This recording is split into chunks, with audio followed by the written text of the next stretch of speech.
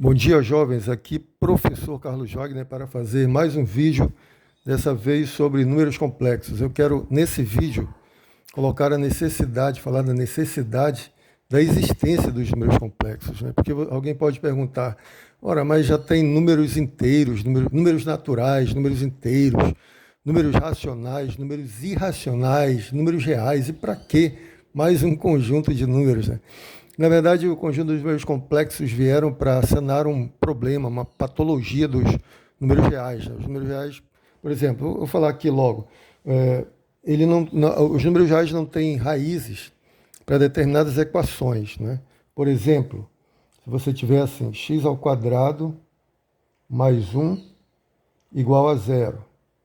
Essa equação não possui raízes no conjunto dos números reais, ou seja, não existe número real que é elevado ao quadrado e somado a 1 vai dar igual a zero, né? Isso equivale a dizer que x é igual a raiz quadrada de menos 1, né? Passando 1 para o segundo membro e extraindo a raiz quadrada. Então isso aqui nós aprendemos lá nas primeiras aulas de matemática que não existe raiz quadrada de número negativo, né? E por isso, se o nosso universo aqui for o conjunto dos números reais, o conjunto solução será o conjunto vazio. Não existe solução para essa equação no conjunto dos números reais, tá bom? Para isso foi que se definiu a unidade imaginária. Então você define esse número raiz de menos 1 como sendo a unidade imaginária. Então vou definir aqui. O i é igual a raiz quadrada de menos 1. Isso aqui é chamado de unidade imaginária. Deixa eu... Imaginária. Espremer aqui a letra. Bom, que é a mesma coisa que você falar que i ao quadrado é igual a menos 1, né? Então, mesma coisa. É a mesma coisa que dizer que i ao quadrado mais 1 é igual a zero. Ora, se i ao quadrado mais 1 é igual a zero, então o i é a solução dessa equação, é que x ao quadrado mais 1 é igual a zero, né? E quando eu substituir aqui, i ao quadrado é menos 1, mais 1 é igual a zero. Então, no conjunto dos números complexos, se o seu universo forem os números complexos, e a gente denota por essa letra aqui, esse C aí estiloso, né? Esse C caligráfico, aí você vai ter agora que o conjunto solução, na verdade, nesse conjunto universo, o conjunto dos números complexos, agora possui solução, e são duas, né? É menos i e i. Tá? Vou mostrar por que o menos i também. Nós já vimos aqui que o i é solução, né? A unidade imaginária, do jeito que ela foi definida para ser solução dessa equação, né?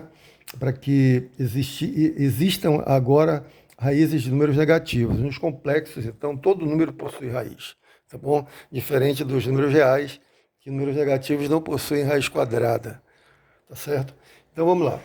O i ao quadrado é igual a menos 1. E se eu elevar menos i também ao quadrado, menos i elevado ao quadrado, isso aqui você sabe que é menos i multiplicado por menos i, né? Definição de potência, né?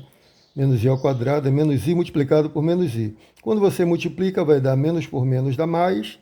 Todas as regras que valem para os reais valem nos complexos, tá bom? Então não mudou nada, porque é uma simples extensão do conjunto dos números reais, né? Uma extensão maravilhosa, né? Que dá ensejo a muitas coisas, muitas aplicações maravilhosas na engenharia, todas as engenharias, na física, na engenharia de software, por exemplo.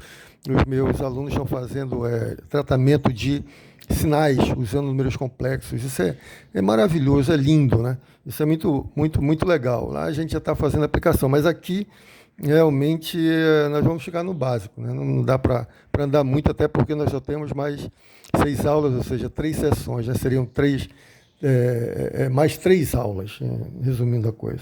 Mas vamos lá. Menos por menos dá mais, i vezes i ao quadrado, que no final das contas é menos 1. Então, tanto i ao quadrado é menos 1, quanto menos i ao quadrado é menos 1. E ambos são solução. Então, aprendam mais uma coisa. A equação aqui tem grau 2. No conjunto dos números reais, às vezes uma equação de grau 2 tem solução vazia, não encontra resposta, né? Mas no conjunto dos números complexos, toda a equação encontra a resposta, tem raízes. E o número de raízes é exatamente igual ao grau da equação. Se ela tem grau 2, a solução vai ter duas raízes, tá bom? Então, primeira coisa, e é daí que nasce tudo, né? Dessa definição aqui, que eu vou destacar em vermelho, tá bom? Essa definição é que dá o pontapé inicial para essa teoria maravilhosa dos números complexos, né? E ele vem exatamente de encontro àquilo que nós ansiávamos, né? Ter solução para esse tipo de equação. Bom, dito isto, quando você define o número i, geometricamente você está definindo mais uma dimensão, né? Você sabe que os números reais, eles têm, deixa eu colocar aqui, representação gráfica, né? Representação. Não posso demorar muito, os vídeos têm que ser curtos. Eu preciso ver o tempo aqui. Não sei. Tá. Representação gráfica. Vamos falar mais isso. No próximo vídeo eu falo sobre as operações. Representação gráfica. Então, como eu ia dizendo, o conjunto dos números reais é um conjunto magro. É uma coisinha assim, né? É mesmo, ele tem denotado assim mesmo em matemática, é um conjunto magro, né? Você não tem como sair para outra dimensão. Esse aqui é o conjunto de números reais. Com a definição da unidade imaginária, você acrescenta mais uma dimensão a esse conjunto. Então, é uma dimensão aqui que a gente chama de eixo imaginário, tá bom? Tem o eixo real e o eixo imaginário, aqui que eu vou colocar IM, tá bom? Então, graficamente, um número complexo, se eu escrever assim, Z igual A mais BI, então eu estou escrevendo um número complexo, que tem uma parte real, que é o A, vou escrever aqui, parte real de Z é o A, que é um número real, tá bom? E a parte imaginária, que é o B. Imaginária de Z é o B, que também é um número real. Só que aqui o B está multiplicado pelo imaginário, né? Pela unidade imaginária. Então, o número complexo é composto de uma parte real e uma parte imaginária. A parte real é multiplicada por 1, que é a unidade real, e a parte imaginária é multiplicada por I, que é a unidade imaginária. Tá bom? Por isso tem dois eixos. Eixo real, eixo imaginário. Isso aqui é chamado de plano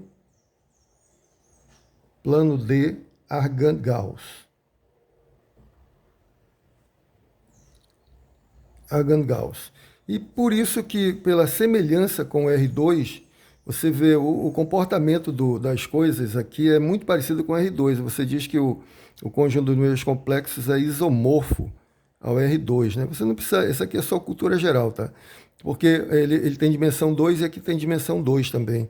E se você olhar para o Z igual A mais BI, ele encontra uma semelhança, quer dizer, uma correspondência com o ponto no R2, no plano cartesiano de coordenadas AB, tá bom? Esse A mais BI nos complexos é como se fosse o ponto de coordenadas AB no plano cartesiano, tá bom? E você representa da mesma forma, né? Você tem aqui o Z.